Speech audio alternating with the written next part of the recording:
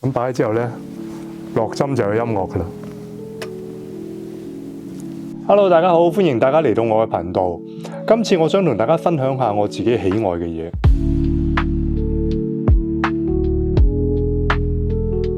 大家都知道啦，我係好中意聽音樂噶嘛。但係你對於話係如果我係唔係一個叫做 Hi-Fi 發燒友呢，我覺得可以話算係一個老牌新人。因為其實我好細個嘅時候呢，我屋企呢，爸爸呢就已經係有一副音響嘅。咁佢好大個喇叭嘅，我記得。咁啊，喇叭上面我哋又擺啲電話，擺啲嘢喺度，其實當一個櫃咁咯。咁啊，佢就有一個唱盤自動嘅，我記得，咁自動起針、自動落。但係嗰陣時咧都唔係好俾我鬥嘅，因為我細個啊嘛，得個4、5歲，好驚我整花啲碟啊。但係我已經係好有感覺，覺得哇，好神奇呢個嘢，後邊有個吊錘啊咁樣，支針落去，哇有聲，點解喇叭有聲嘅咧？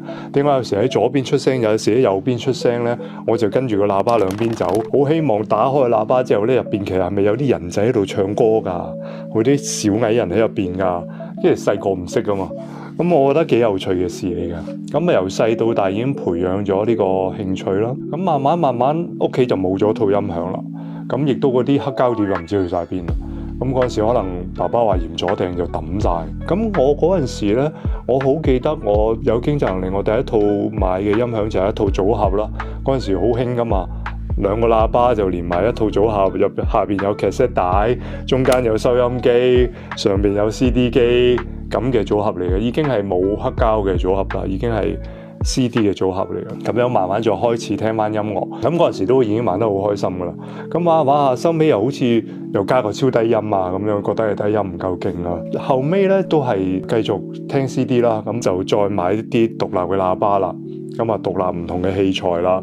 一個合併嘅擴音機啦，咁啊再襯一啲 CD 機啦，咁樣去玩嘅。咁到後期咧，我其實一路都係念念不忘黑膠。咁幾年前就開始嘗試玩翻黑膠。咁其實我對黑膠嘅知識係冇嘅，嗰陣時，又係細個嗰陣時接觸過啫嘛。咁一路都冇接觸過黑膠。咁我不如想聽下黑膠啦，咁就買咗個盤翻嚟。咁亦都唔知道係點嘅情況，亦都唔識 set。買咗個盤翻嚟，咁啊諗住可以開聲啦。原來係開唔到聲嘅，咁唱盤係就咁一個唱盤係開唔到聲，因為我嗰個擴音機係冇風爐冇唱頭放大嘅，咁所以佢係出唔到聲。黑膠唱盤佢出聲嘅原理係乜嘢呢？佢就係一隻黑膠碟啦，佢有啲坑紋喺度啦。當你嗰支唱臂嗰支唱針落去喺黑膠度轉嘅時候呢，佢係摩擦有啲聲音喺度嘅，好細嘅聲音。咁嗰啲聲音呢，嗰啲聲頻呢，就要經過你個放大器，將個聲頻放大之後，再落翻你嘅音響，先至會出到個音樂出嚟。咁嗰陣時我就唔知啦，咁亦都唔知道唱針係要校唱重啊，好多嘢。咁擺落去播，終於買咗個細細地嘅風爐，可以開到聲。哇，好開心啊！開到聲就已經咁唱咗，我諗幾日啦。咦！突然間啲聲好似得左邊有聲，右邊冇聲嘅。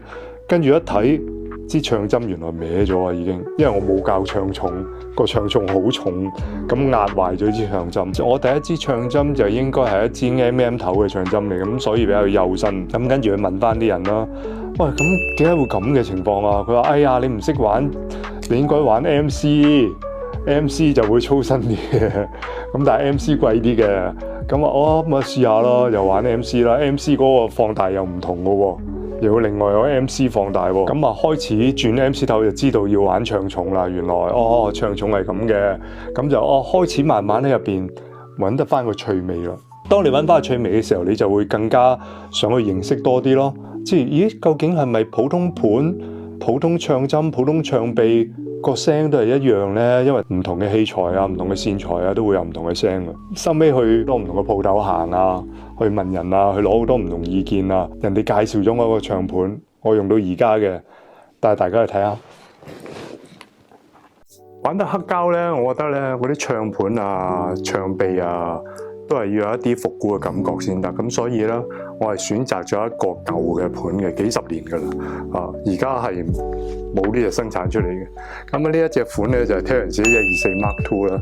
咁佢就係即係好機械嘅，你大家聽下啲聲都，佢係好機械嘅，全部係好似手動啊，冇咁多電子嘢嘅。咁我覺得嗰個味道先會喺度。咁同埋咧，唱臂我都係揀咗一啲舊嘅唱臂嘅。咁呢一條咧就係一條12寸嘅唱臂啦。即係我覺得佢呢啲咁嘅設計咧，好有工業風嗰個感覺嘅。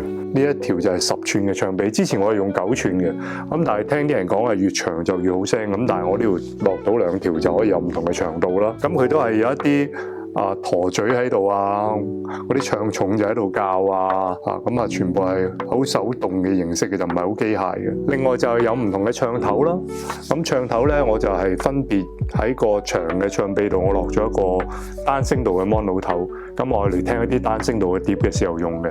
咁另外一隻10寸嘅咧，我就落咗一個 MC 頭。普通嘅 MC 頭，咁啊我哋聽新力聲嘅唱片，咁啊可以聽到2種唔同嘅感覺咯。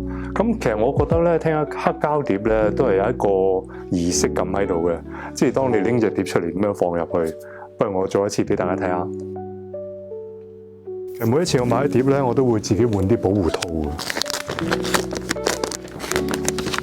可以保護得好啲啊嘛。咁拎唱片出嚟咧都要小心啲。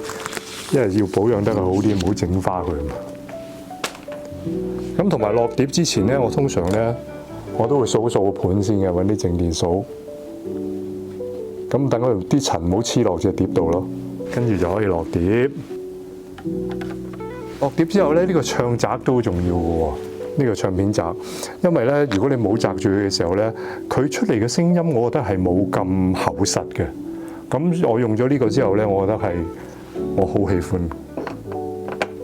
咁啊紮住佢，跟住咧就可以開翻佢啦。咁啊分別有啲碟咧就係33轉啦，有啲係45轉嘅。同埋咧我又會掃啲塵先啦。咁樣咧佢個炒豆聲就會冇咁緊要咁。同埋咧我每一次買碟咧，其實我都會有個洗碟機，先洗一洗隻碟先嘅，令到佢上邊可能喺唱片嗰啲坑紋入邊污糟嘢咧都可以出咗嚟。另外咧仲有一支細嘅掃咧，我就愛嚟清潔個唱頭嘅。係啦，咁擺咗之後咧，落針就有音樂噶啦。